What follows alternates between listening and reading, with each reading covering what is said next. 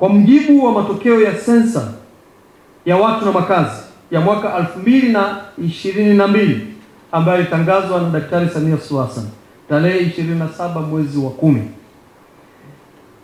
Na wakumbusha tu kuwa kasi ya ukuaji wa miji nchini hapa inakuwa kwa 4.8 kwa mwaka ukuaji.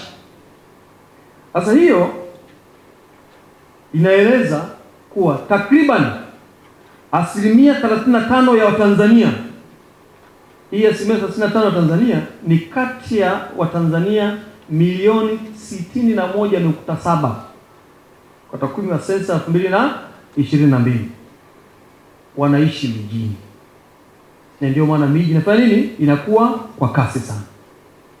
Sasa ukuaji huo unaleta matokeo mengine. Mwelekeo huo wa ukuaji unaendelea kuongezeka na umechangia kuwepo kwa upungufu wa nyumba unaokadiria kufikia takriban nyumba milioni 3 kitaifa.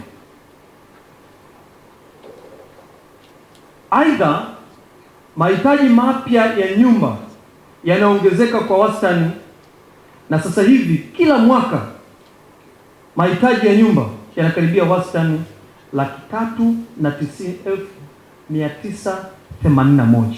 Hayo ndio mahitaji. Ili hali uwezo wa taasisi zetu za ndani kujenga nyumba za makazi ni mdogo ukilinganishwa na mahitaji halisi. Ndiyo maana sasa ukiangalia kwa ukubwa wake tunahitaji zaidi ya milioni 3, na kwa mwaka ni 390,981. Kwa hiyo utaona hali hii inaonyesha wazi kuwepo kwa pengo kubwa la makazi, hususan kwa wananchi wa kipato cha chini na cha kati. Ndugu mwenyekiti, changamoto hizi zinatokana na sababu mbalimbali zikiwemo upatikanaji mdogo wa mitaji ya muda mrefu na ya gharama nafuu kwa wawekezaji wa miradi ya makazi na wanunuzi wa nyumba ambazo zingekwenda kutatua changamoto hii. Hivyo uzinduzi wa hati fungani hii leo hii nimeambiwa ni ya shilingi bilioni 5, ni hatua muhimu katika kuongeza vyanzo vya mitaji ya muda mrefu kwa ajili ya kugharamia mikopo ya nyumba, na hivyo kuchangia upatikanaji wa makazi bora kwa Watanzania wengi zaidi, hususan wananchi wa kipato cha chini na cha kati pamoja na makundi yote. Napenda kuzitambua na kuzipongeza mamlaka zifuatazo.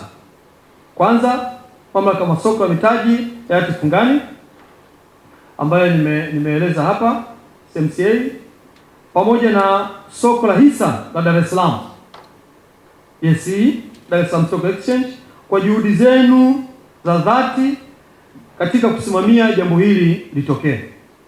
Lakini hapa isiwasahau Stanbic. Hawa ndio wataalamu washauri waliosimamia jambo hili kuliweka katika utaalamu, na hatima yake likapelekwa CMCA, likakubalika na DSE ikaipokea. Ninawapongeza sana. Aidha, niwaombe wadau, hususan hapa leo na wadau wawili. Wa kwanza, mdau mama First Housing Finance, lakini pia Azania. Bali nisikia wakati wa kurudisha inabidi lazima tupitie kwenu, si ndio? Aidha, niwaombe wadau kama vile Azania na wengine wote waendelee kushirikiana na First Housing Financing ili kutekeleza malengo ambayo management pamoja na bodi imeweka katika kuwasaidia Watanzania waweze kumiliki nyumba za bei nafuu. Mheshimiwa mgeni rasmi, tunashukuru kwa dhati kwa kukubali mwaliko wetu na kutenga muda wako kushiriki nasi leo.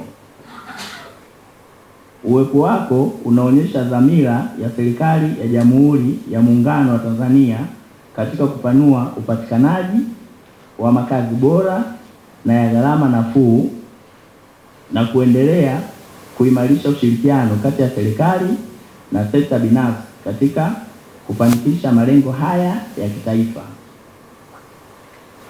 Mabibi na mabwana, leo tunazindua rasmi makazi bondi, hati fungani yenye thamani ya shilingi bilioni 5 ya miaka minne inayolipa 13% kila mwaka.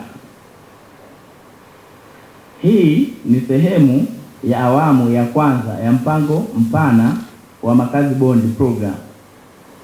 Lengo kuu la hati fungani hii ni kukusanya rasilimali za muda mrefu zitakazowezesha utoaji wa mikopo ya nyumba kwa Watanzania wa kipato cha chini na cha kati.